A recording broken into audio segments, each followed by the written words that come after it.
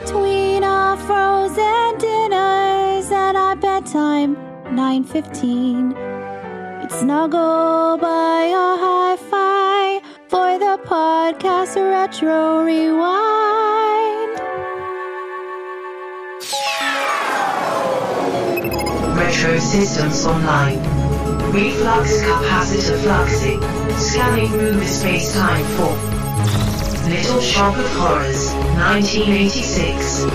Rewinding in 3, 2, 1.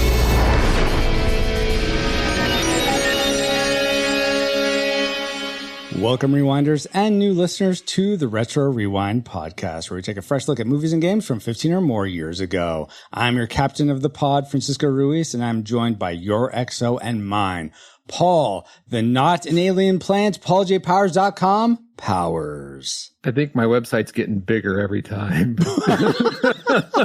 Just like this plant. Dun, dun, dun. Also, for this discussion of the film Little Shop of Horrors, we welcome back aboard Chief Entertainer of the pod, Peter Franson. Hey, Peter. Oh, that's a lot of pressure. I don't know if I can handle it. Chief Entertainer? I mean, you've been on for this is your 7th episode, so yeah. Wow. You were promoted to Chief last time you were on. Okay. As long as it doesn't come with any more responsibilities, fine. It's actually double the responsibilities, but don't worry, it's double the pay. Yeah, it's double the pay too. Okay. Yeah. All right. Well, that makes up for it. I would like to take a moment and say it's been a while since Peter's been on, and I'm so happy that he's back on. And now it's Peter standing beside us.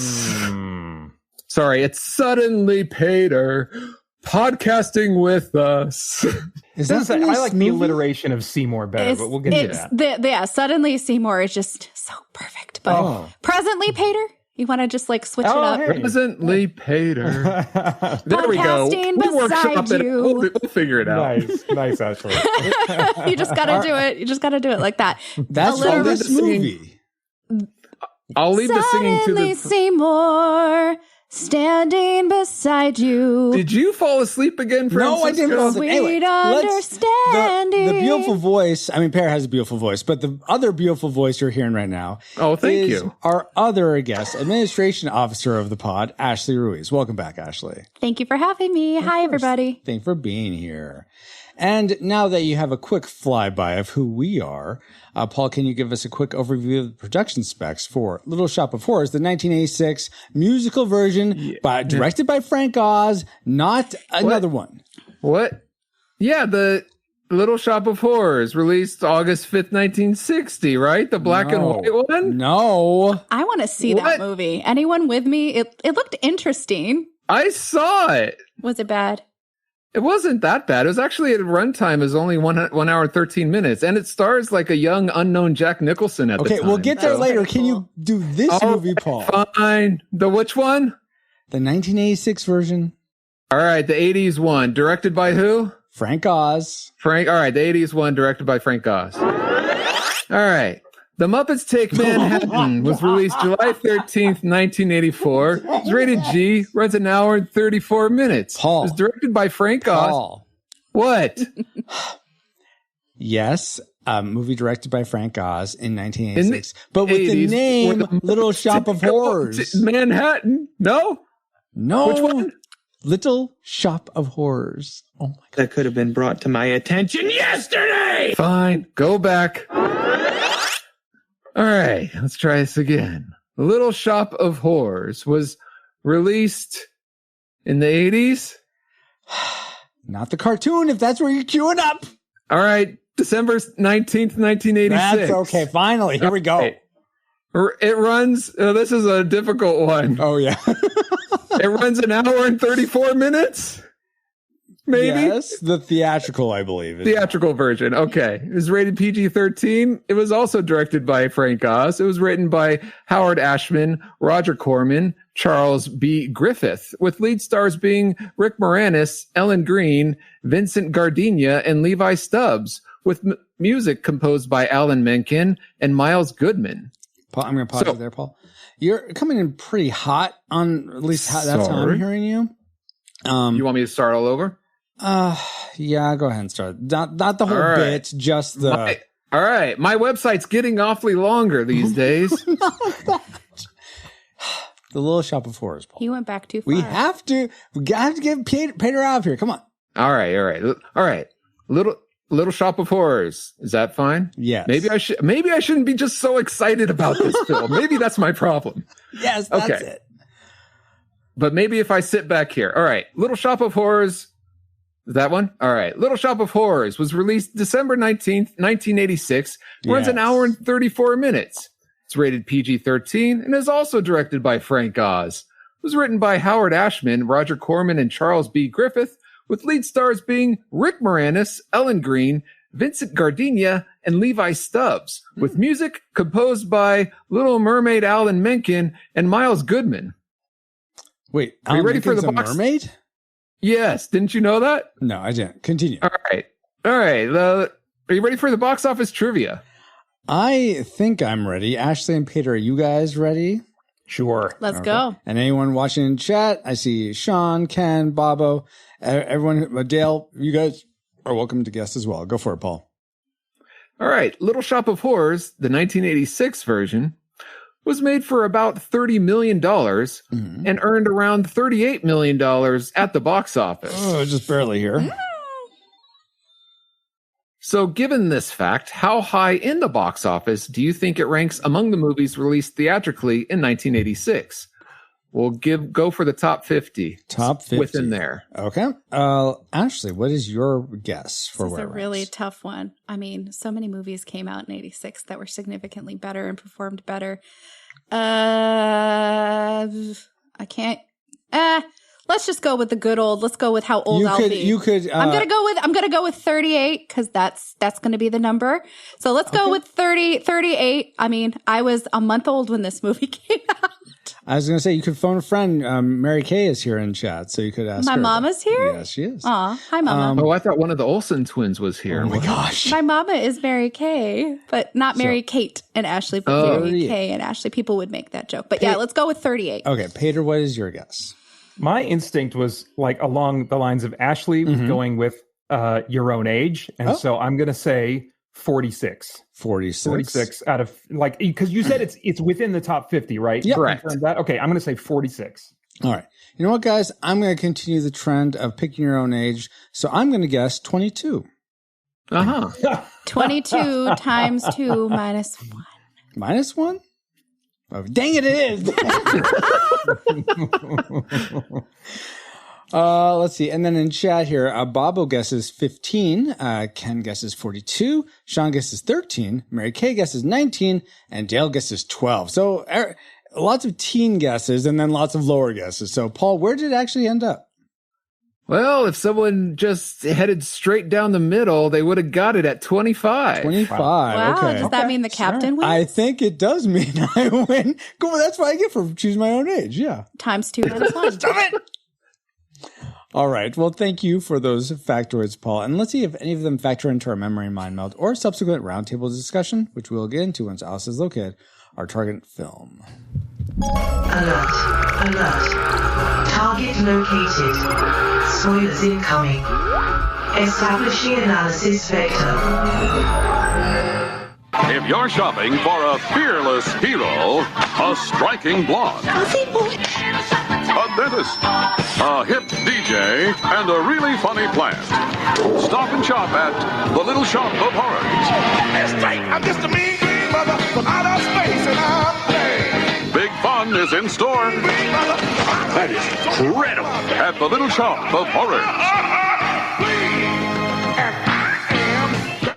I am bad at remembering this movie, actually, because this is like the first time I think I have very few memories of this movie. I'm not even sure I saw it all to begin with, but that commercial may have triggered some memories for you all. So let's find out what we collectively remembered in our memory mind meld synopsis for Little Shop of Horrors. Every nerd hero, Wayne Zielinski, who lives in urban Skid Row and pines for the girl of his dreams, Audrey, while taking care of an ever-growing Venus fly Muppet from space. One of the three amigos is a sadistic dentist. he really is the jerk. Oh my gosh. Who works on Bill Murray, who temporarily steals the movie with hilarious and psychotic masochism. Louis Tully and when O.G. Audrey work to stop Seymore, the feed me green plant monster, from taking over the world like it plans on doing every night. Right? Right, Pinky? Wait, would that'd be more like, right, Pinky? I can't do. What's his name? Maurice LaMarche. Yeah, that guy. Impersonating Orson Welles. Yeah, that's who I was thinking. I was like, I think it's Orson Welles, but go ahead. Impersonation of Orson. And the duo continue on, blow up the floral shop. So Dark Helmet gets the girl and they live happily ever after, or they both get eaten with plants while plants rule the world. Wow. I mean, there was a lot of that was right, but I don't know who these characters are. Louis Tully, the jerk, Muppet. No. We covered the jerk. I think our memories were decepted. But based on those memories as flaws they were, what rating did they lead you to predict for this film before you rewatched it? Classic, nostalgic, or tragic? Let's begin with Peter this time. What was your prediction? Are we going to also say how you introduced a new thing last time. Thank you for the reminder, Paul. Yes. So, all right. Give us your prediction. And also, when was the first time you saw this movie? So let's start with Peter. Okay. So I predicted very firmly in my mind that this would be a classic. Okay. The first time I ever saw Little Shop of Horrors, I was probably in junior high, had it taped off of TV. Okay. Even had some lyrics that were changed because of that. Nice. But I mean, I watched it repeatedly, and I wrote out all the lyrics so I could learn all the songs. Wow, okay. I was a big fan way back in the day, in like I want to say 6th and 7th grade. Okay, all right. Then Ashley, how about you? Same questions. Same question. So I'm giving you my initial rating and how I first was exposed to Little Shop of Horrors. Mm-hmm. Okay, so my initial rating out the gate was nostalgic because I remembered liking this movie, having some memorable things like the music just sticking with me like an earworm that never really ever left me. But in all honesty, I didn't see Little Shop of Horrors until 2005. Oh, okay. When Family Guy covered the song Somewhere That's Green in an episode of season 4 in a most peculiar way. And that song stuck with me and I just had to know where it was from. So by doing a quick Google search, figuring, okay, this clearly is not how it is in the movie, but where does it come from? Finding out that there was not only a musical, but a movie version of the musical. I actually went to Blockbuster that weekend, rented the movie, loved it, and had the soundtrack just stuck in my head for forever and and ever. Okay. Awesome. Okay. How about you, Paul? The first time I saw this actually wasn't till about 5 years ago. Oh, okay. So it had been one of those things that it's just been like, yeah, I knew about it, but I never saw it. And I finally got around to seeing it. And it's funny because my brother said, okay, which version did you watch? Oh. And I'm like, what do you mean? He said, well, there's 2 different endings depending on which version you watch. And it turns out I watched the director's cut where, First. Whoa. So he's like, oh, that's great because I read online that a lot of people like that one better. So don't bother with the theatrical is what he told me at the time. Okay. And by the way, that's the one where, everybody dies and plants take over the world. Yes. So I didn't really care for it that much. I didn't absolutely hate it, but I didn't have any desire to watch it again. So I predicted that this would be, and my second rewatch would be nostalgic because I think it would be right in the middle. All right. And for me, I like I said previously, I may have seen this movie when I was 5. I remember little bits and pieces, but I think having just watched it, I just absorbed most of it through osmosis and through just like of the culture. And I never really had any interest to see it. So I predicted tragic just because I was never motivated to go see this movie. So it'll be interesting to see though if those predictions pan out. Maybe predictions final ratings will go up or down or stay the same. We'll find out later. But first, I have a question. Yeah. Just based on before we get into the main discussion. Yeah. Do any of you three have a natural predisposition against musicals? Good question. That is a good question. Ashley, you're nodding your head. Yes, that's surprising to me. No, I am too. I have a natural predisposition towards musicals. Oh, okay. I was about to say, I will give musicals the benefit of the doubt. So they actually start off better than I know some people have the opposite. I was a theater nerd, so I was in musical theater in high school and into my late teens. So I'm predisposed to them. Sorry. I don't have an issue with them. They just have to be good, I guess, for me. What constitutes as good? Newsies. I remember liking Newsies. Okay. Yeah. In terms of live action musicals, there's more animated. What do you think of The Wizard of Oz? Is that anyway, moving on. Wow. Tragic. That's what I think. I know. It's like, let's not go into that. Okay, let's get into the things we liked about Little Shop of Horrors, guys. Alice? Best bits. All right. Oh, and Peter, I guess we didn't. Going back real quick, how about you? Are you predisposed to not like? Well, musicals? like Ashley, I have theater really in my background a lot, and music theater is certainly a big part of that. Oddly enough, most musicals I am not a fan of. I don't have a predisposition toward or against them. It depends on the style of music, the tone, the emotional tone of it.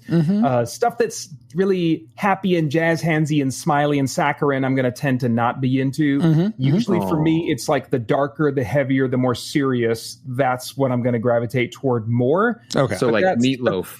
But that said, there's still like plenty of music. It's surprisingly the rare musical that I'm really into, even though it's a big part of my background. But I wouldn't say I have a disposition for or against them. So Peter loves Repo the Genetic Opera. Got it. I'm kidding.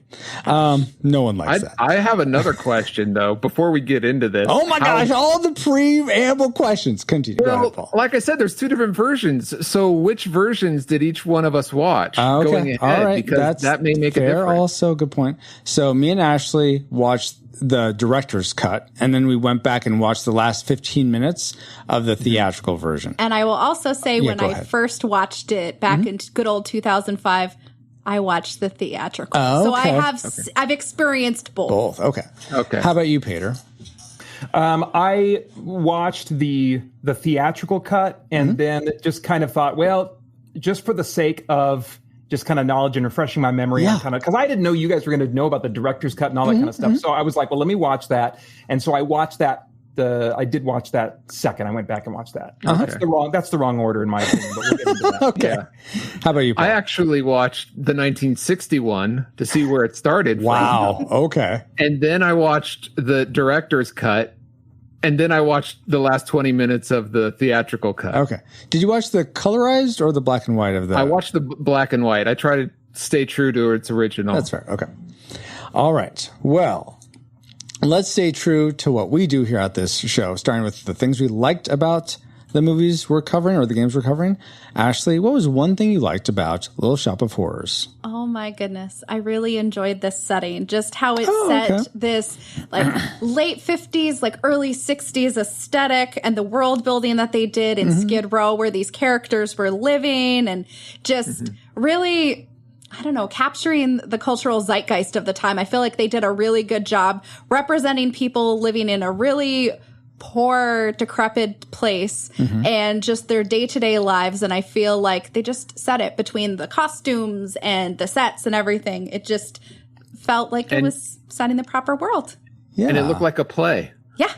And that's, I usually like to give other people a chance, but that's actually one of the things that I really gravitated to this about is that it had this perfect, it looked like a cinematic musical, like a live action like a live performance, but with cinematic qualities. Like, I don't think you'd ever get an Audrey with that type of movement ability. You'd never get all these awesome panning shots. And there's just so much about this that I thought, but it's still like the backgrounds. I could tell when it was like a matte painting, or when it was just like these chintzy sort of buildings as the skyscrapers. But it had a charm to it that I was like, well, this is a musical. This is what like a live musical would sort of try to do, but with the much more cinematic quality. So I actually liked that as well. I agree. I think it actually the crappy background props actually made it better. Yeah. It made it authentic. I felt like it really balanced the fact that it's like, okay, we're going to really be true to the heart of the musical where it came from, but let's zhuzh it up and give it a little something extra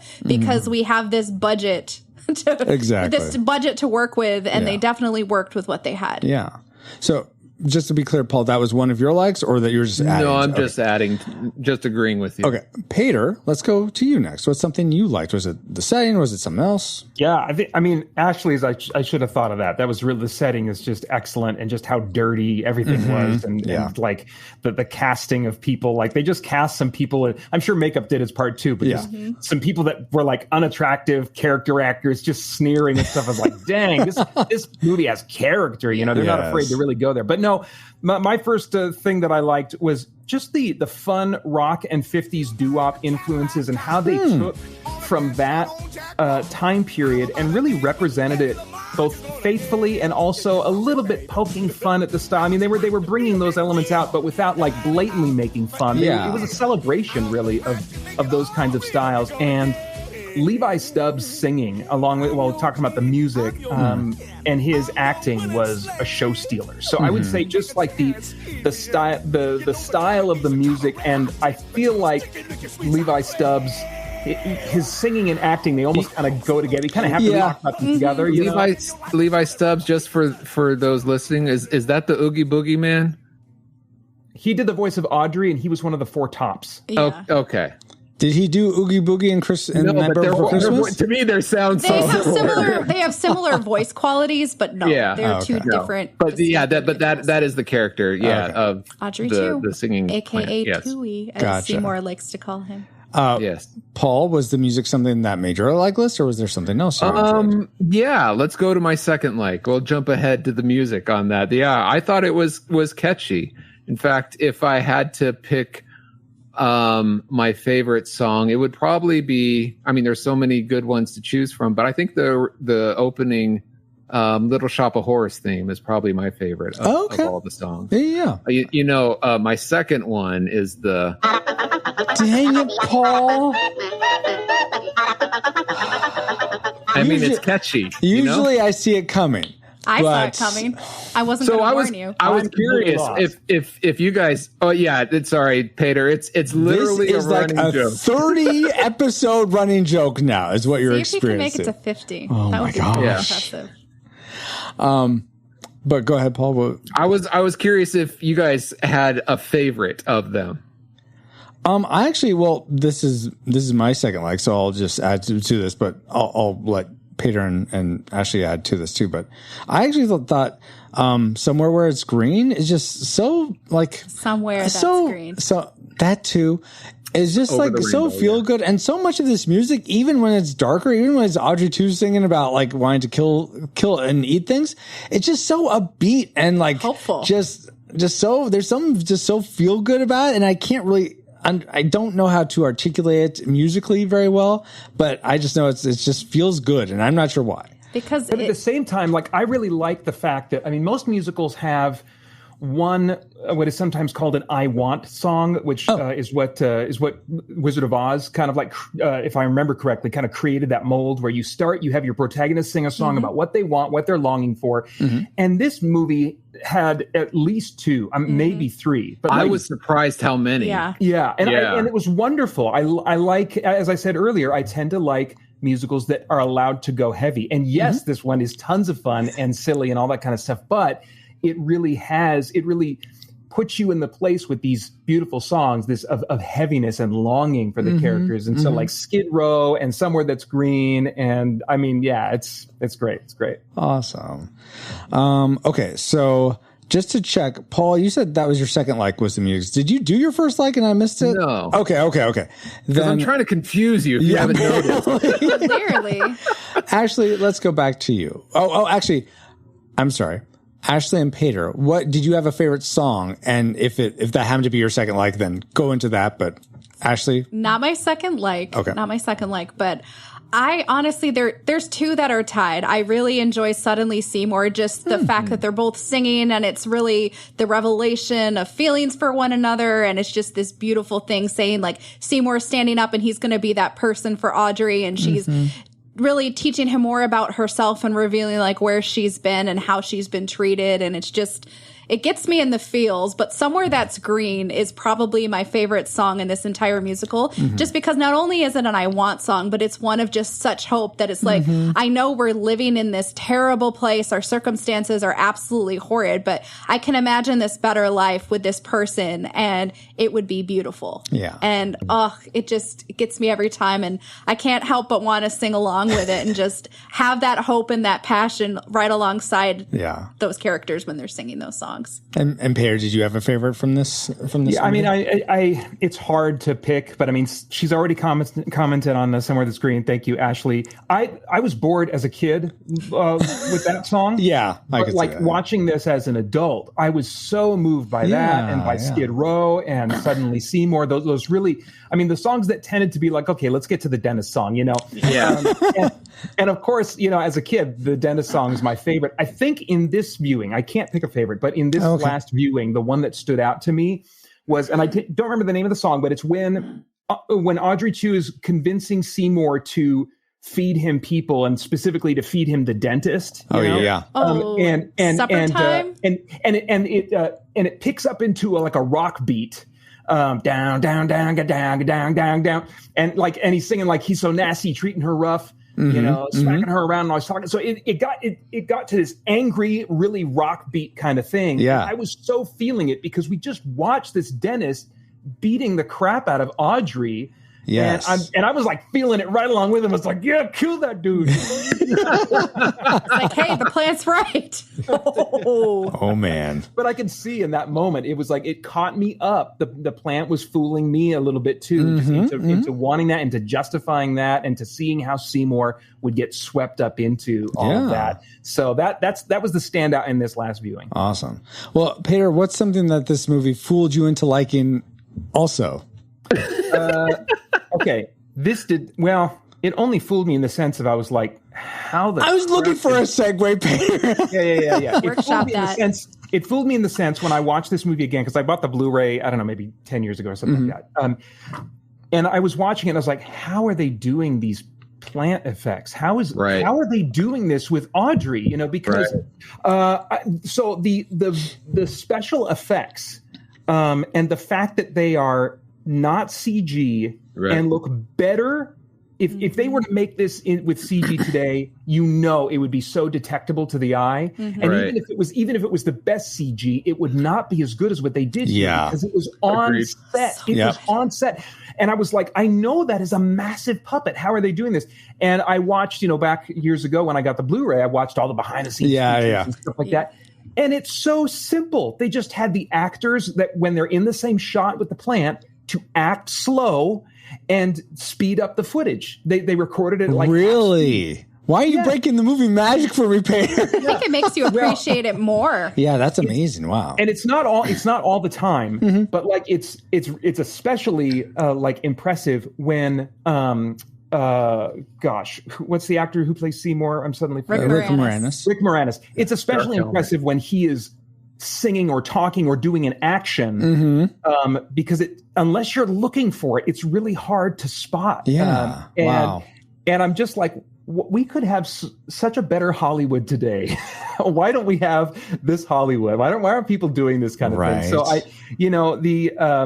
So and alongside mentioning the special effects in general, I have to mention the just extravagant, too long, but extravagant 5-minute world domination sequence of the director's cut.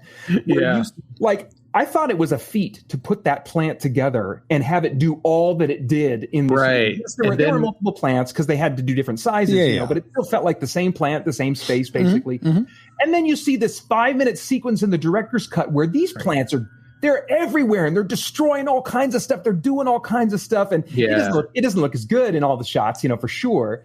But it was still just like, I can't believe how extravagantly produced this whole sequence. Sure. And audience, it just like totally got cut. I understand why, and we'll get to that. But wow. And they had multiple plants. Yes, they did. Yeah. They used miniatures that set. They spent $5 million of that $30 million budget doing that ending scene only for it to be scrapped when it was released. So they just invested so much. I watched a behind the scenes of them doing that was someone had uploaded to YouTube, and they had their own commentary, but it was really cool to just see how they pieced it together. I watched a lot of still frames of it, and it's just like, whoa.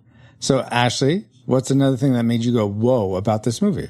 Another thing that made me go, whoa, were the characters in this movie. I was just swept away at Audrey and Seymore and the performances of Rick Moranis and Ellen Greene. I feel like they really gave so much depth and breadth to their characters that they were playing and the relationship that they had, both pining for one another without actually revealing it, and just being so kind and sweet and having this beautiful friendship while they're working in this really depressing plant shop in a very depressing place. But they're still working towards like making life better for one another and just being so kind and sweet. And then ultimately with the culmination of suddenly Seymore and just revealing like, hey, I liked you all along. And it's just like, oh, like I said earlier, it gets me in the feels just because it is so sweet witnessing a friendship become a romance, and it just feels so honest and authentic, and it feels believable, and it doesn't feel over the top like so many musicals will make romances. It just feels very believable, like it could have happened to anybody. Absolutely.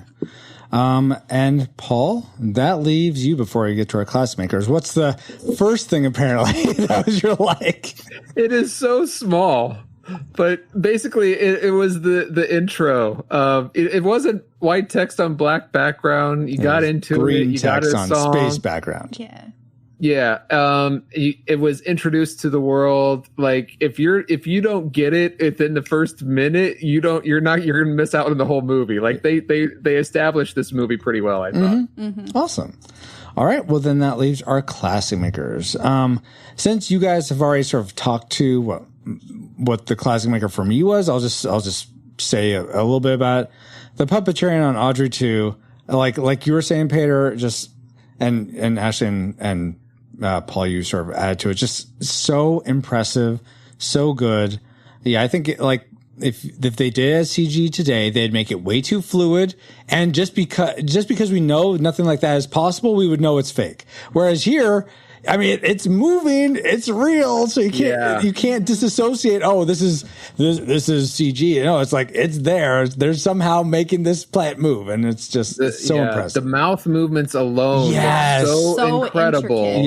That that's why it's also my classic maker. Oh, okay. It is just so cool to watch the evolution of Audrey from just being a tiny little bud with the first motion to becoming this big, larger than life plant. And it is executed perfectly in every scene that plant monster is in. Absolutely. So, but what is executed even better to make it your classic maker, Ashley? Well, this was already alluded to earlier on music being the music was my classic maker. Oh, okay. Just from the doo-wop and Motown influences in the music, knowing that it was Howard Ashman and Alan Menken. I loved the lyrics. All the songs were earworms. Francisco, you heard me like humming these songs even before we watched the movie. Yep. All in my head. And I'm like, what are you singing? Yeah, I don't know what this is. The songs, we just had such a great variability of songs, and the character songs, from the dentist song to Somewhere That's Green to Suddenly Seymore to the songs that Seymore has with the plant, and even the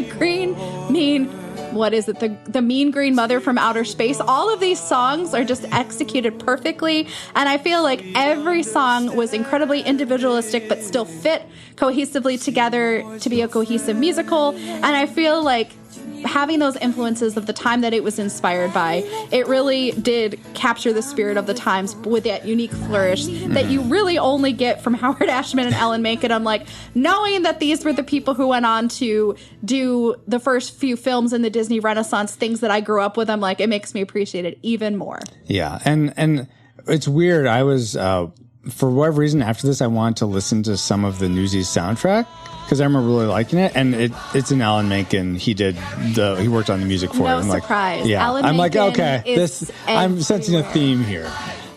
Before we get to Pater's classic maker, real quick from chat, Dale says his classic maker is, I'm a green mean mother from outer space and I'm bad. She means bad. And then Cannon says, music is the classic maker. Hooray, someone said Ashman, Menken. Yes, indeed. So good. So good. But apparently it's not good enough to make Pater's classic maker. And what was it for you? Well, he mentioned music before, so I thought not. But Pater, what is it? Yeah. I mean, the music is fantastic.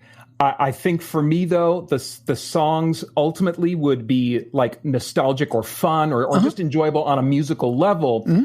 But like watching this as an adult, the classic maker for me is the direction and performances for the characters played by Rick Moranis and Ellen Greene. And if you guys didn't know this little tidbit, it is that direction and it's their performances that cause them to have to reshoot the entire ending. Oh, really?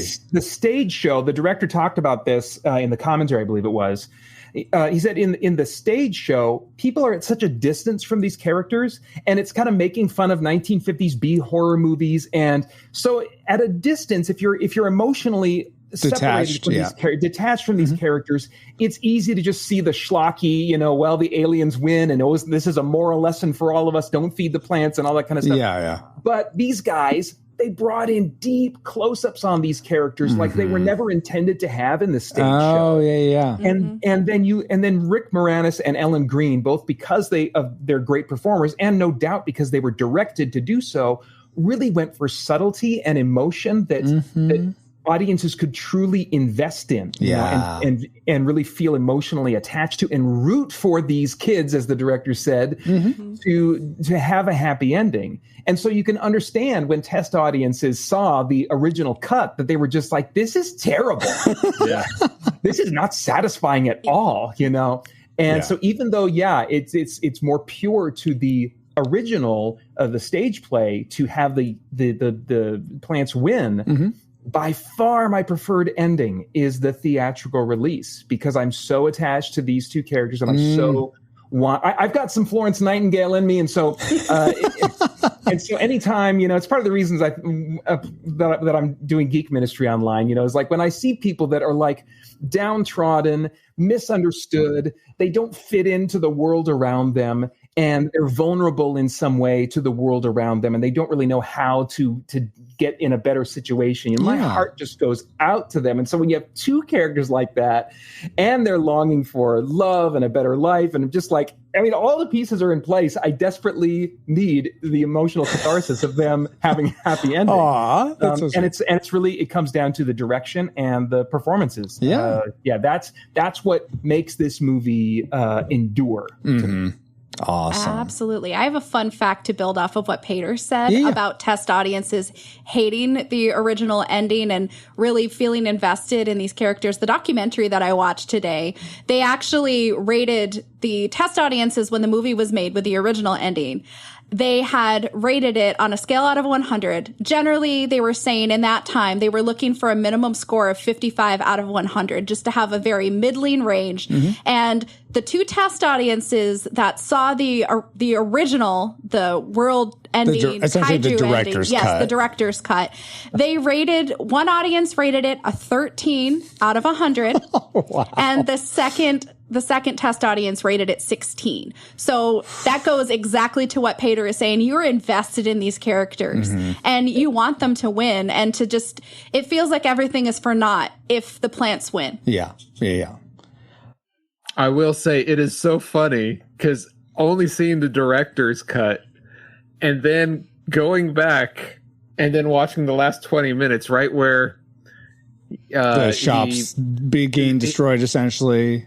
When what's her name? Audrey, the original Audrey, is being eaten, and and I want to say Lewis pulls her out. Rick Moranis, Seymore, yeah, yeah, Seymore pulls her out. Dark helmet, the strong man. In the director's cut, she's all chomped up by the plant, and she's dying in his arms.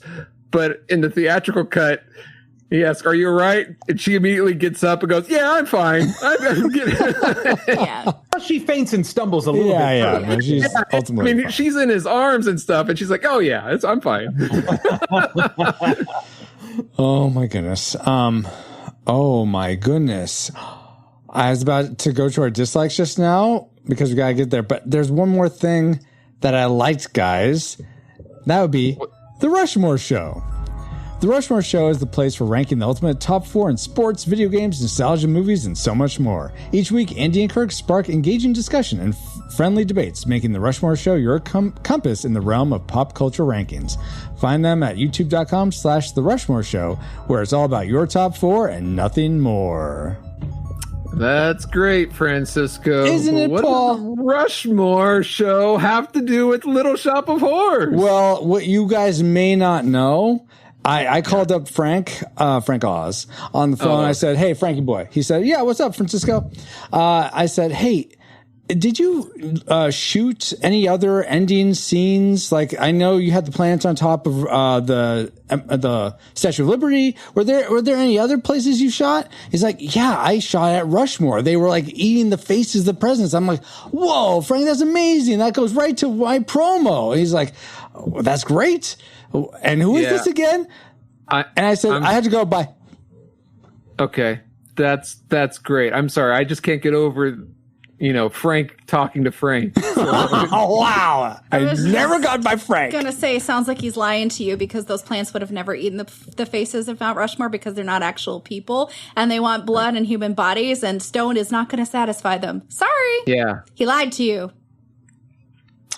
Fine. Okay. Maybe that was all a work of fiction just now, much like this movie. Hey, know someone else about this movie? How about some trivia?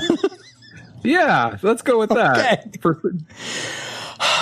Did you all realize the dental tools used in Dr. Orrin Shrively's? I know this one. Oh, okay. Well, okay. This Go ahead. I'm just excited to hear it because I know the answer. It's great. The dental tools used in Dr. Orrin Scrivello's office, who's played by Steve Martin, during Bill Murray's famous scene would again appear in Batman 1989. They're the tools used on Jack Nicholson's Jack Napier / Joker after he fell into the chemicals and the plastic surgeons doing all this work on him. Coincidentally, the Little Shop of Horrors 1960 version was Nicholson's first movie role in which he plays the masochistic patient. So it's like the tools are linked up with Nicholson in this weird way. With that in mind, if this movie was in a superhero comic, what supervillain do you think would have unleashed Audrey 2 on the world? And you can't choose Poison Ivy. So What would you? It's too easy is the problem. Yeah, you're right. All right, let's begin with Paul. Honestly, this sounds like something back in the Silver Age of DC Comics with like the Justice League and like Starro coming down, these weird aliens. And so I would think this would fit maybe in like Superboy and the Legion of Superheroes with maybe Brainiac wasn't the villain then, but one of their villains. It just sounds like something from that era, from that. Sure. That time. Yeah, that era I know so well. Yeah. Ashley, how about you? I said that it wouldn't sound completely unheard of for someone like Lex Luthor to try to utilize this, only for the fact that it wouldn't be unheard of for him to try to utilize alien technology to try to stop whining, to basically take out the world and rebuild it according to his own design. So if he could have like this pact with the stinking space plants to be like, okay, you do this, you take out like all my enemies, you can have this continent and this. I just ask that you leave this alone, and then he gets to build up a new world order because he's going to be the most powerful and he'd probably have the only like thing that could stop the plants and be like, don't come after me. Don't cross me, plants. Yeah, I know exactly. your one weakness, but you can have like all the other continents. I don't care what you do. Yes, just give me the California. The desert of California. Yeah, basically, yeah. Okay. Yeah. Anyway, Pater, how about you? I mean, the first one I thought of, it's not the best connection, would be Brainiac, just because he's got all those bottled cities, and he actually unleashed recently in DC Comics the whole race of Zarnians, which is Lobo's race, and kind of weaponized them in some way. So that could be a route that would be possible. But as far as precedent, the one that I went to was a little bit more of a deep cut, and it's a villain named Mongol. He's the yellow guy. You guys, he played a role in the Death of Superman story a little bit, and then afterward was involved in nuking Coast City. But he actually brought an alien, like I think it was a plant of some kind that latched on to Superman and put him into this dream world that was like, gave him everything that he wanted. And so it was like, it was the ultimate way to like keep him out of commission. It couldn't really hurt him, but it could put him into this dream state that he would never want to think was fake and come out of and stuff. And so that would be a precedent of like, okay, who's a villain that's like used some weird alien race or a planet specifically to go against, the good guys. And so that's the best I came up with, but I'm not super happy with either answer. Okay, well, that's totally fair. Since you're not happy with that, let me ask you a different question, Pater. What Jim Henson property do you think deserves more spotlight? Well, I think definitely the one that, I mean, this is an obvious answer, Paul. You know the answer to this, and that's Farscape, baby. Right. Oh my gosh. Of course. I've seen 2 episodes of Farscape. Please. Is there a reason you stopped watching Farscape, Ashley? No, it was just on Sci-Fi at one point. I was like, this is interesting. There was more than 2 episodes. I know, but I don't know. I was fickle when it was on the air. I was younger, so. Okay. Yeah. Well, so I've been trying. We're gonna just take a pause here, everyone, and say I've been trying not gonna happen. To get Ashley to watch Battlestar Galactica for the longest time. I think I've made my peace. That's not going to happen. It's not going to happen. I watched the miniseries in the first 2 episodes. You had your chance. You blew it. Okay. It's not going to happen. I know Pater is a fan of both Farscape and Battlestar Galactica. At least I believe that's right. Is that accurate, Pater? Yeah, it's crazy you mentioned that because I just showed the first half of the miniseries to my oldest son because Farscape wasn't sticking with him. And I was like, dang it. Well, okay, I'll settle for Battlestar if I can get him into that. So I think he's going to watch the second half with me before too long. Okay, so my question to you is, do you think it's feasible for me to say, hey, Ashley, let's try watching Farscape? But I've never seen it, so I don't have a good sense of...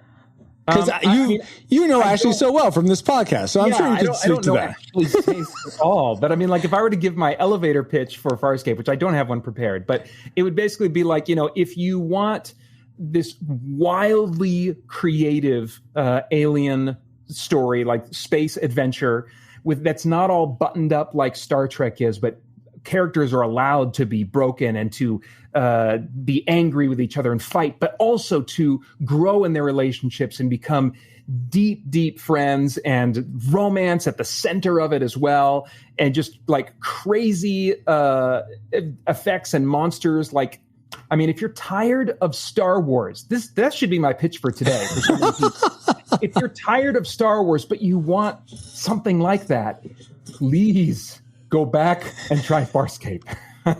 Awesome. Okay. I feel like the Ruiz household has been tired of Star Wars since when did Disney buy Star Wars? Like 2014, something like that. So yeah, we've been tired of Star Wars since then. Yeah. And you're talking to someone who, I swear, I talked about this on the Star Trek episode. You did. That I love world building. I love relationships. I got so just intertwined in the Star Wars EU when it was a thing before Disney, and I watched a lot of shows like Futurama, and I've seen Firefly, and I've seen 2 episodes of Farscape, and I've watched some Star Trek here and there. So I'm not opposed to sci-fi. I'm not opposed to things like that, but Battlestar Galactica will never happen. All right, fine. That's fine. Womp, womp, womp. So you know what? Ashley doesn't like Battlestar Galactica, but let's find out what we don't like about. You know what? Actually, before we get there, we want to hear what you remembered about Little Shop of Horrors. My bad. I'm so sorry, Rewinders. You are important. We want to hear from you. Why don't you kick things off this time, Paul? All right. Kennethan says, yes, doctor. I think that's a reference to Bill Murray. Bill Murray saying, yes. Well, I thought it was Ellen. Yes, doctor. And I was supposed to say it was also basically anyone who talked to the doctor. Yeah. Who Will Save Generation X podcast says, I remember being a kid at church when this movie came out, and another kid said that the movie was satanic because Audrey 2000 was an allegory for the devil. The devil. He tempted Seymore to betray his morals in return for the desires of the world. Although now as an adult, I can see that kid's point of view. But back then, I told the kid he was wrong and dumb, mostly because I didn't know what the word allegory meant back in 1986. Yeah.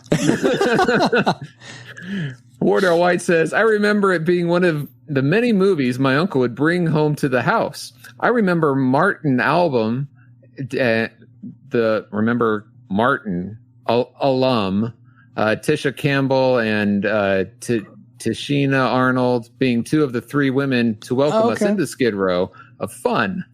I pretty much love seeing and hearing Rick Moranis as Seymore singing and dealing with a green mean mother from outer space, voiced by Four Tops Levi Stubbs. I also loved seeing most of the actors that popped in throughout the movie, including Steve Martin as the dentist. Fun times. Indeed. And then David Bobke says, so many names I love in this movie. Rick Moranis, John Candy, Christopher Guest, Steve Martin, Bill Murray. The music is great. Always catch myself singing and tapping my foot to most songs. And as a young kid, when Mushnick yelled, he forgot, I used to yell out, he got. Okay. Which was very cute. I'm sure it was, Baba. So he's a young kid. That Christopher Guest cameo is so great because when I was a kid, I didn't know who Christopher Guest was. Right. I mean, I guess I had seen him in The Princess Bride by that point, but I hadn't watched any of his mockumentaries. Mm-hmm. But you can't tell that's him either. Years later, after becoming a fan of Christopher Guest's mockumentaries, I watched this again, and that dude came in the door. I was like, what the crap? That's Christopher Guest. Right. Bobo concludes, though.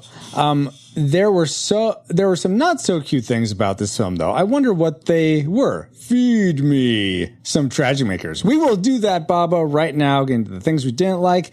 Alice, kick it up. Worst woos. And I'm going to start with Paul this time. What's one thing you didn't like about Little Shop of Horrors? I was about to say Audrey too, but Little Shop of Horrors. Because I watched the director's cut first, and I was making my notes in it. This is where my first dislike came in. Mm-hmm. Well, one of my, and that is when watching the director's cut. By the time that Rick Moranis feeds Audrey 1 to Audrey 2, to the point of the plants taking over the world. The pacing is just so slow. I mean, emotionally, the world is over for us at that point anyway. It's like, okay, let's get to the end. You take over. Let's go. But the pacing there is just so slow. And even Peter mentioned like taking over the world. It's great, like for puppetry and everything, but even that drags on a little bit. So I thought the pacing towards the end there was pretty slow. Now, the theatrical version from that point on picked up, I thought was great. So gotcha. I wonder if the pacing there, because I totally agree. I wonder if that decision and that edit was more about like, hey, people have never seen what we originally intended, and we have all this stuff that we made. Let's give them everything but the kitchen sink, and just so they can see all that they've not seen before. I wonder if that was kind of like the motivation for that cut, because certainly the first time I watched it, it was really crazy and cool to see all this added material. But second viewing, I'm like, yeah, this is going on way too long. Right.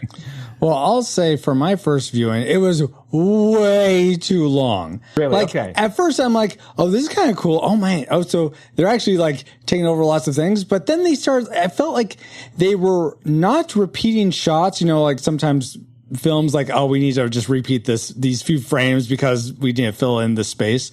I felt like they were repeating content. Like they kept showing people running away, then plants destroying buildings, and then plants destroying different buildings, then different people running away. And it's just the same things over and over in different ways. I'm like, okay, I get it.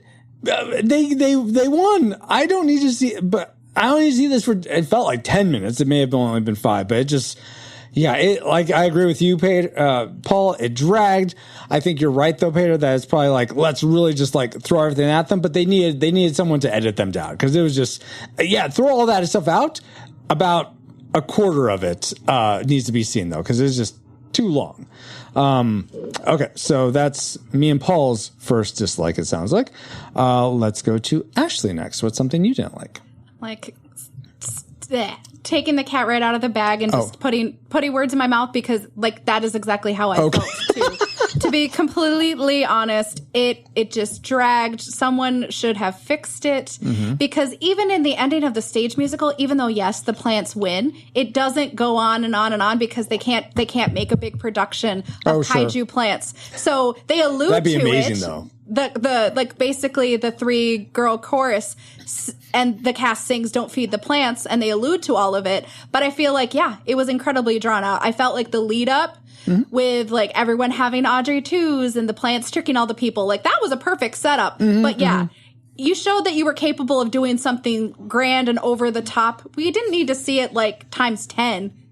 You were too busy thinking whether or not you could. You didn't stop to think whether or not you should. Yeah. And I mean, I feel like it definitely added, but it also took away because it just went on for far, far too long. Interesting to note. Do you know how the 1960 version ended? Yes. Just because I've seen like the last 5 minutes, but yeah, I don't remember. Go ahead, Paul. How does I was about to say, basically, he eats Seymore and that's it. He doesn't. Everyone else that he hasn't eaten lives, and the plant doesn't take over. It's more like a cautionary tale, because in that version, it wasn't a plant from outer space. It was Seymore. He was mixing and plants, different species together, and try to grow them and see if he can create different types of plants. Right. Interesting. Okay. So it's more of a cautionary tale, like be careful what you get into, and he winds up dying from it. So okay, gotcha. Oh, interesting. Yeah. I'm also interested to hear, Peter, what is your first dislike of this movie? Is it the last scene, or is it something else? No, this was tough. I mean, like it would have been what you guys mentioned if I was thinking about the director's cut. But for me, like when I'm evaluating this movie, there's only the theatrical cut. Okay. That's fair. The director's cut in my mind is just kind of an interesting oddity. Almost a special feature, But so because of that, it was really hard to come up with 3 things that I disliked. I really, really like this movie. Okay. So the one thing I came up with that I could barely fit in to make 3 is I might have seen Ellen Green's hair under her wig. I think she's a brunette. That's it. Tragic movie right here. It's almost like you're watching a play. So I think I saw a little bit of her natural hair color on the back. At the top of her neck curly-haired brunette. All right. So there you go. Well, how about this, pair? I'll poo-poo something you just said in your like section for my next dislike. Okay. And it's like, I don't fathom. I know this is a musical. I know it's sort of like has its silliness, but why in the world with this small plant that has such a small footprint that no one can really see if they're just walking by, attract person after person after person after person? That's just completely unbelievable to me. And that Christopher Guest, just this businessman, just comes in Skid Row. He just happens to be there. Oh, hello. I would like to. That plant is very cool. That's part of the humor. No, what humor? That is part of the humor. There's no humor at all. What a strange and interesting plant. Yes. Okay, if there was a reason for him to be there that I could believe, sure. But there isn't. There's no reason to be there. He is there to further the plot. It's on a meta level, too, because they're celebrating, but also poking a little bit of fun at these classic B sci-fi movies. And so that overly simplistic character that comes in is all smiley face. That is part of them poking fun of these old B movies. Okay, that actually makes sense. If you need an in-world explanation, it's science fiction, and the plant has powers. Yeah, it was lost on me though, and so for that, it was a dislike. So, those are valid explanations for sure. Okay, let's go back. Let's go back to Ashley. What's something else you don't like? Wow, my dislikes feel petty by comparison. But honestly, something that was driving me crazy watching this movie, knowing how talented a singer Ellen Greene is, the fact that some of her vocal transitions when she was singing, trying to transition between baby voice and her actual professional singer voice, sometimes it was jarring because that transition was not there. Because there were times where she was just scaling back and she was light and she was in her head voice with her little baby voice. But then there's moments in Suddenly Seymore where she goes into her head voice and she's just bursting out. It almost sounds like she's choking for air because she can't quite find that balance. And I know that she originated this role on Broadway. She was one of the original Audreys, and she is this character. When people think of Little Shop of Horrors, they think of Audrey. You think of Ellen Greene just because she is synonymous with the role. But she's a professional singer. She's trained. It's just like, you've done this role before. How do you not have this balance? You are so talented. Can you find that balance between baby and like belting it out? Because Suddenly Seymore is a belter, but there's sometimes where it sounds like someone hit you in the chest with a shovel. Suddenly, and it's just too much, and I can't.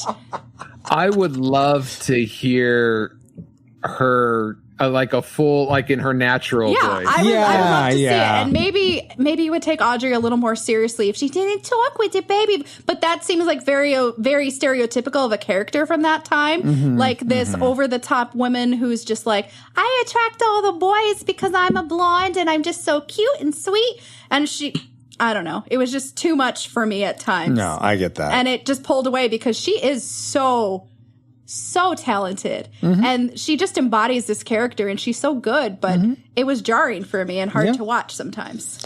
Totally fair. Peter, what's something that was hard to watch for you? If you could find something else.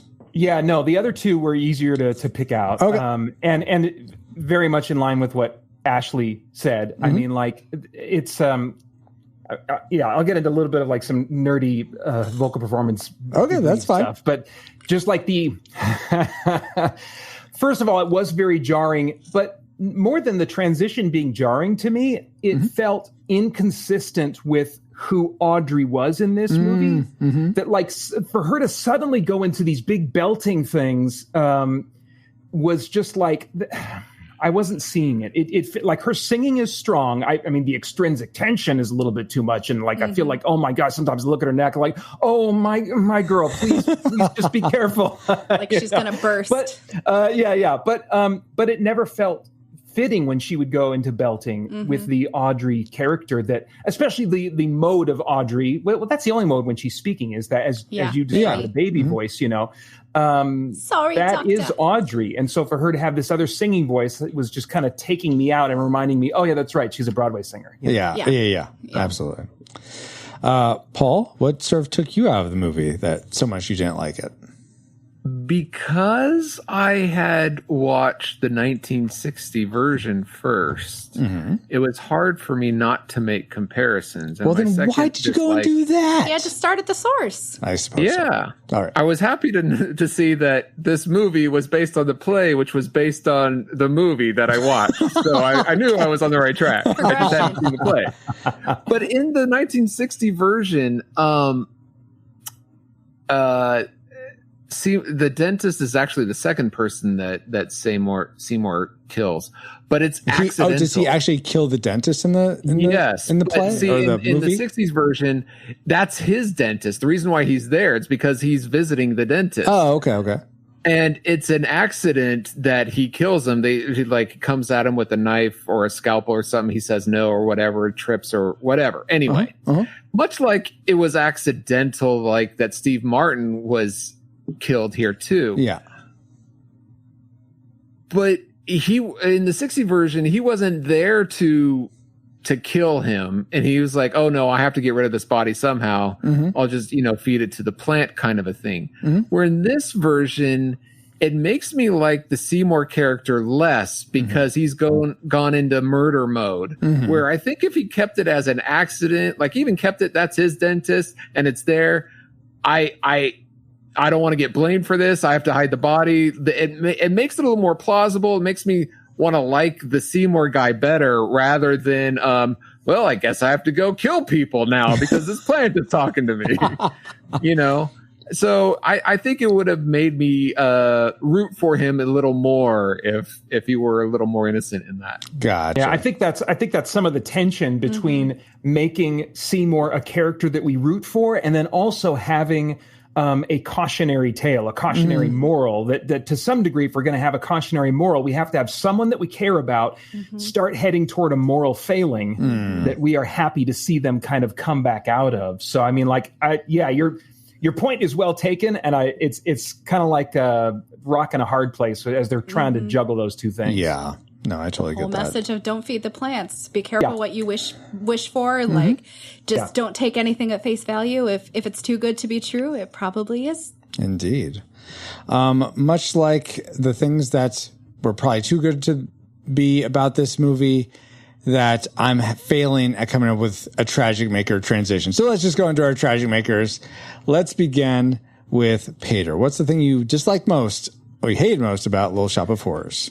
Yeah, I mean, as much as I love this movie, and an issue that I noticed when I watched it on TV as a kid and thought would be better when I got the Blu-ray and was not, to my great disappointment, not much better, is the unintelligibility of so many lyrics in this. And a lot of it happened. A lot of it happened with the trio, the doo-wop trio, and when it was an ensemble song, those are always harder to kind of make out the lyrics for. Yeah, but I'm so thankful for subtitles. Yes, yeah. This was the first time I ever watched with subtitles. Oh, okay. I finally just buckled down. I was like, I want to know what they're singing every single word. Yeah. And there was some great stuff in there that I never saw before. Some great stuff that fed into the moral of the story, and I mean, just some great stuff. What else?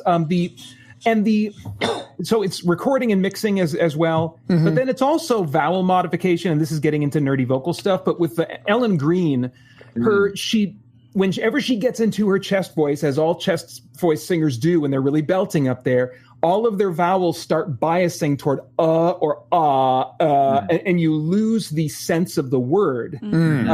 And so, especially when she would start belting, I was just like, "You've lost." I think, that was. She said, "Suddenly Seymore." Okay, and then what are we doing after that? Oh, you lost me halfway through that sentence, So I think that there was stuff with the recording and mixing, and then stuff just from a vocal technique standpoint that sadly made some of these wonderful lyrics just get totally lost for me. Yep. Do you think that would be less so the case if you didn't have all this vocal training? Do you think it would still hit you the same way, or that may be hard to sort of disassociate yourself from where you're at now? But it would only hit me. It hits me harder because I know how they could fix it, at least from a vocal standpoint. Oh, yeah. I know some things that she could do.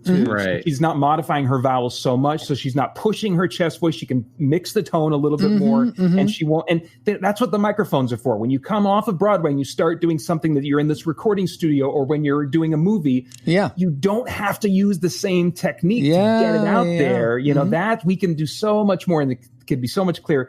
But I think at the end of the day, vocal training or not, it wouldn't make the words any more intelligent. Yeah, good point. And so there's still ultimately that. Yeah, absolutely. Awesome.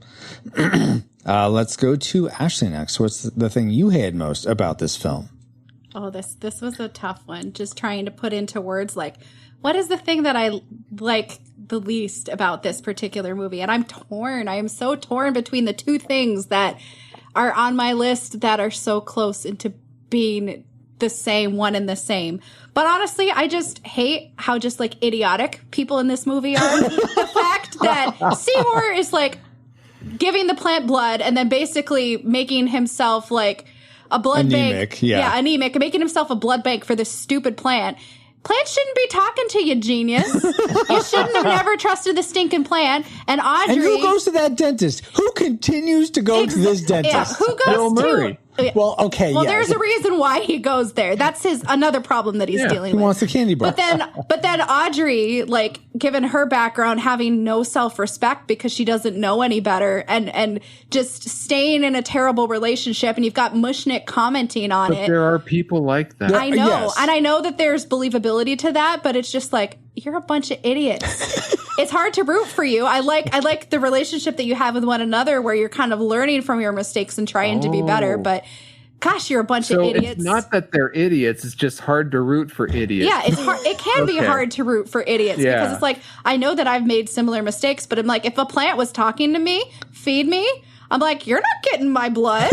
It's like, and I'm not going to resort to murder because if a plant is telling me that it's going to like give me my wildest dreams, I'm like, are you a GD plant? How are you going to do that? I mean, yeah, you're going to get all this notoriety because look at this plant. It's so strange and interesting.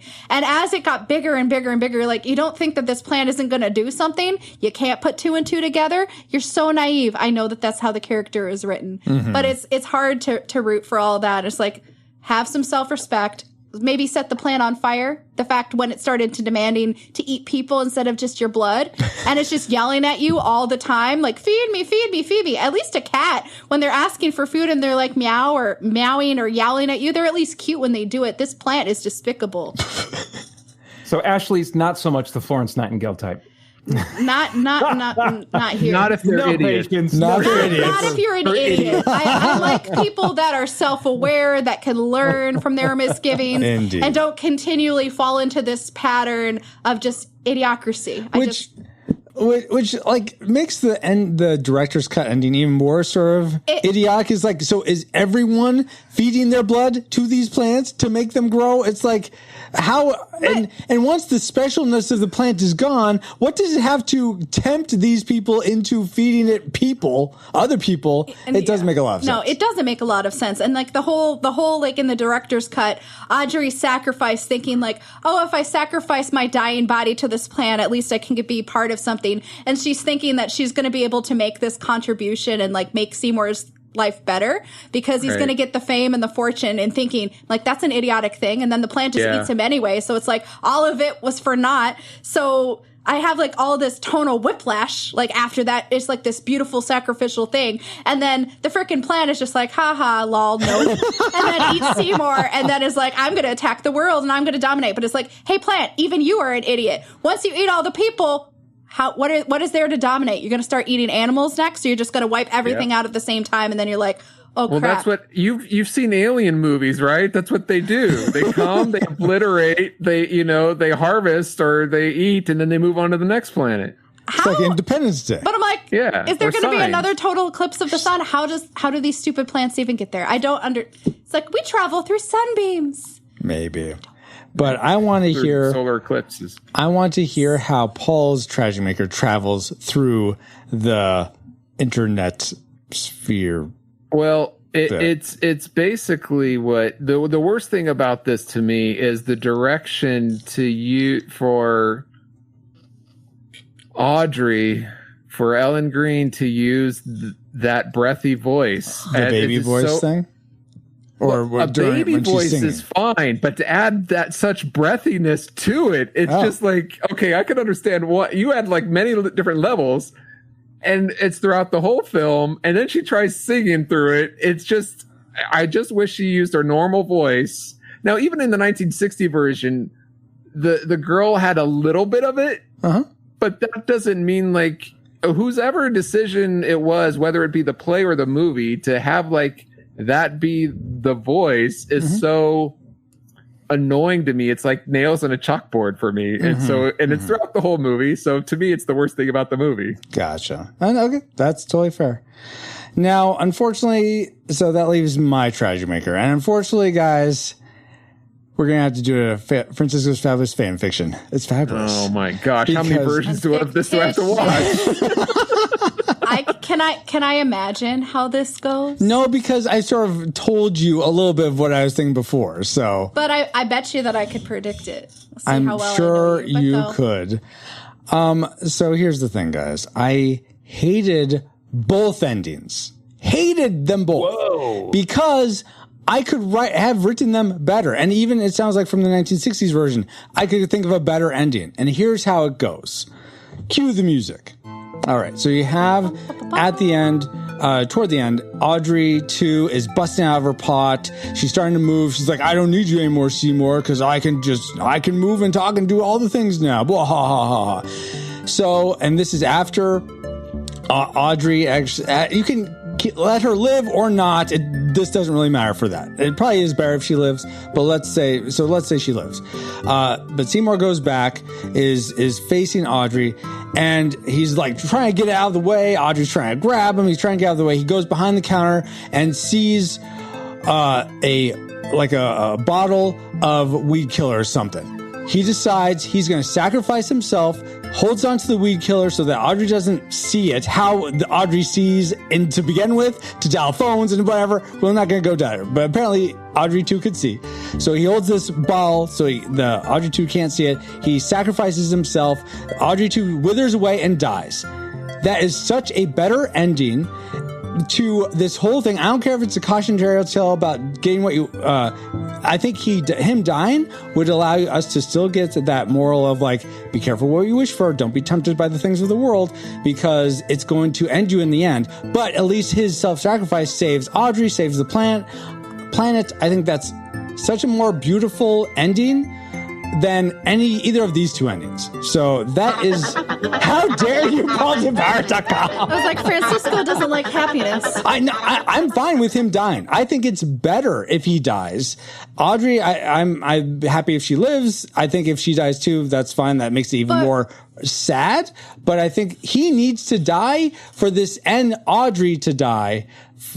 Him being able to kill her to have this heroic overcoming while still sacrificing himself. If he has plant killer food, why does he sacrifice himself just to feed it the plant killer food? Well, I don't know. Maybe because if Audrey 2 was dumb enough like Jaws to just like toss the bottle in and that'd be the way to kill her, fine. But I feel like Audrey 2 would be able to spit that out. But what if it was somewhere like in between those two endings where, say, Seymore came into Audrey 2 devouring Audrey. She still dies to her injuries. The plant is like, ooh, dinner.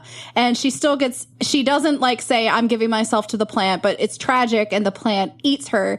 And then Seymore is like, not my woman. And he comes out of the corner and he's got a flamethrower and he just burns that'd be fine stinking plant to the ground.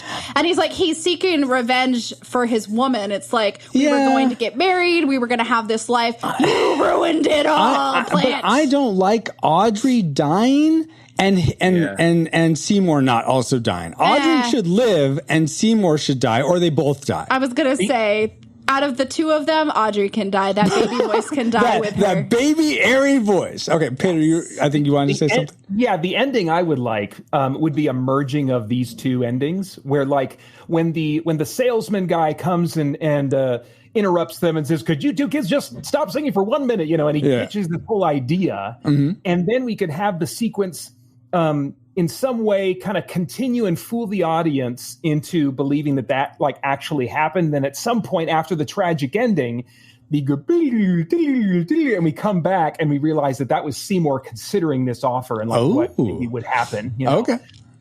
But if I can't have that ending, then I would change my tragic maker to Francisco's ending, because that's what? Sorry, husband. Wow. That hurts my heart right now. But we have all entered our trajectories into the firing computer. Alice, do you have a firing solution for us? Firing solution complete. Rating salvo armed and ready to fire on your mark.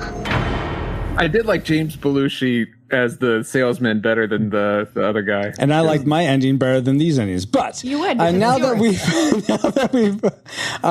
it's time for the moment of truth. Do we rate Little Shop of Horrors a classic? We'd recommend anyone go see it, whether or not you've seen it before. A nostalgic, if you remember liking it, sure, go back, revisit it. It'll be a fun time. But if you've never seen it before, pass this one by. Or much like Free Hugs in chat is saying, a tragic. No one should see this. If you've seen it, if you've never seen it before, definitely keep it that way. And if you have seen it before, don't sully any good memories you have of it with a rewatch. Let's begin with our guest as we like to. Ashley, what is your final reign for Little Shop of Horrors? You had predicted nostalgic. Where did it end up for you? And nostalgic, it shall stay. Nostalgic, it shall stay. Okay. And that's it? Okay, that's fair. Thank you, because we do need to go.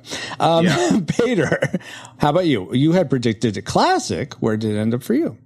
Yeah, it remained a classic. I think I realized at some point This is my favorite musical of all time.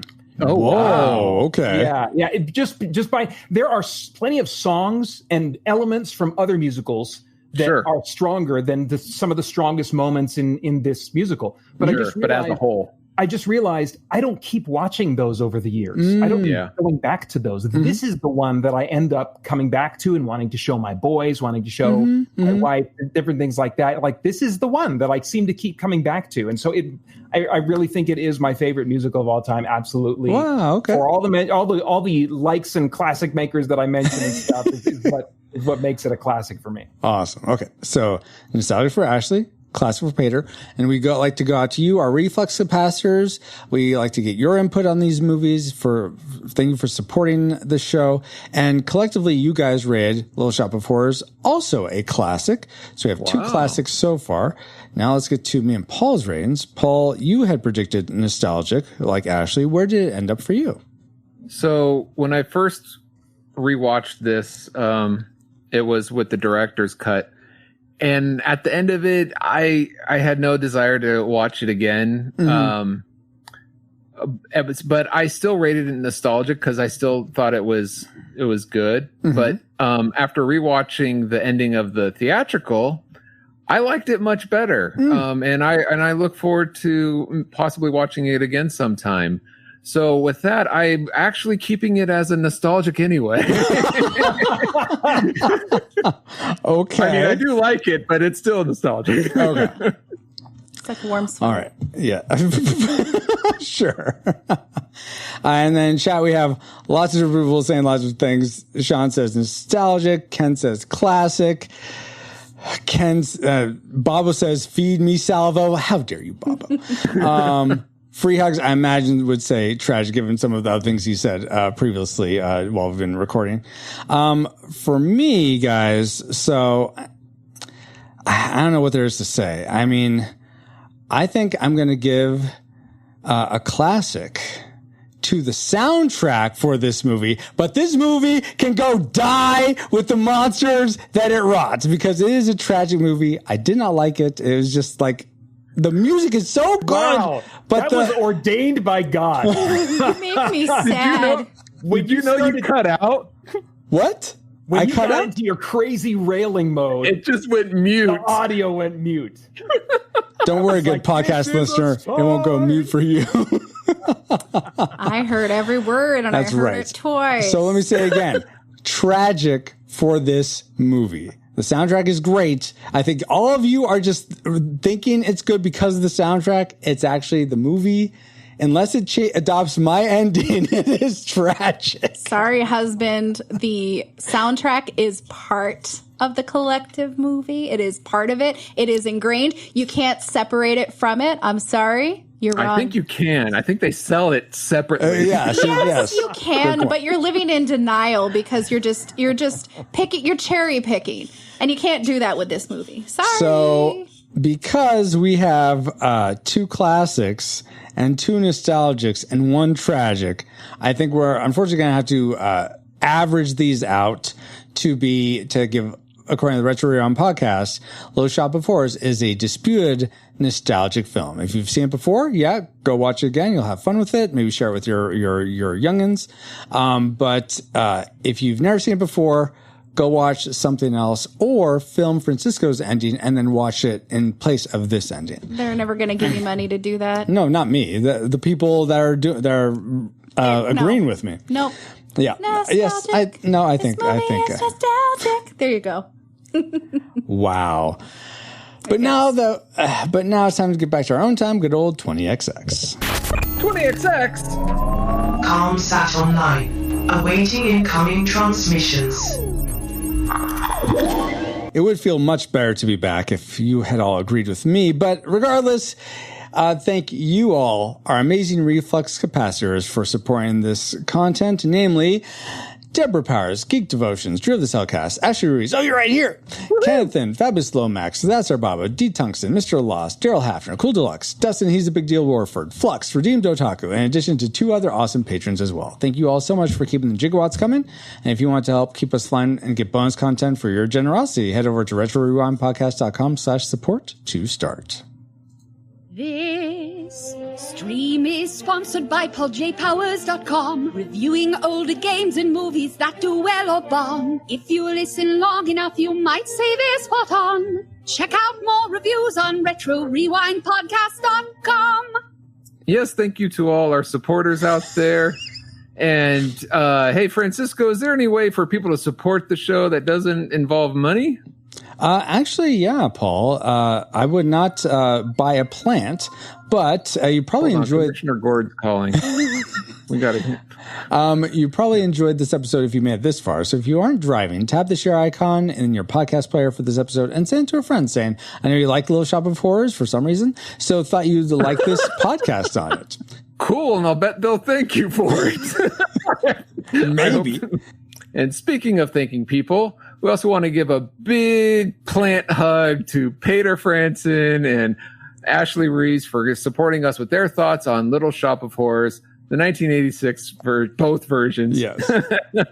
And since we like to go alphabetically, we're going to start with Ashley. Where can people find you online? Is there anything cool you got going on?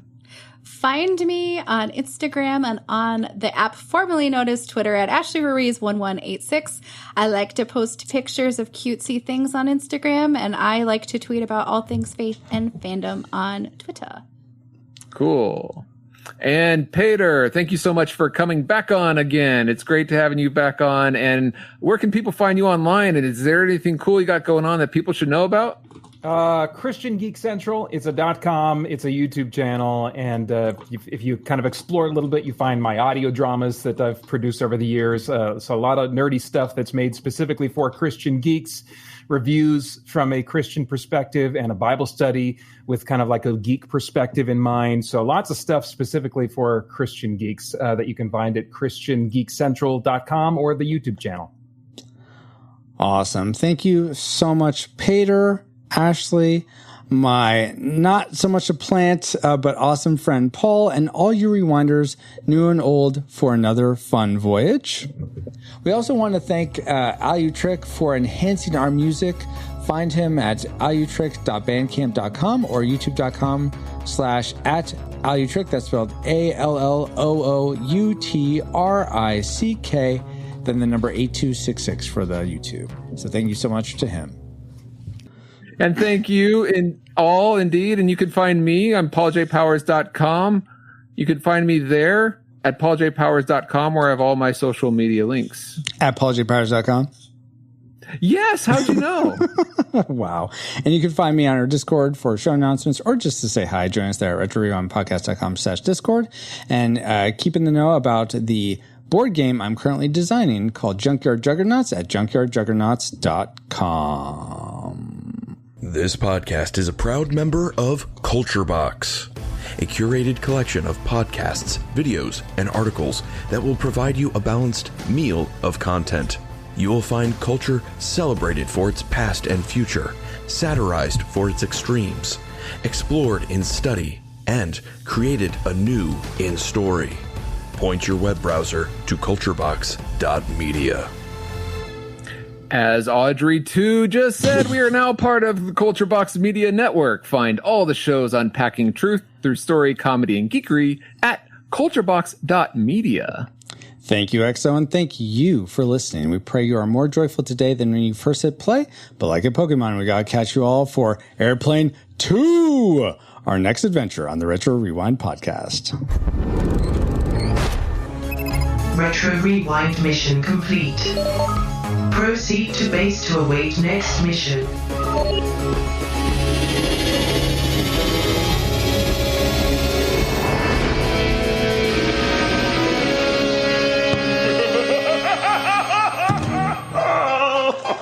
You're a monster and so am I. It's gotta end. It's gotta stop right here.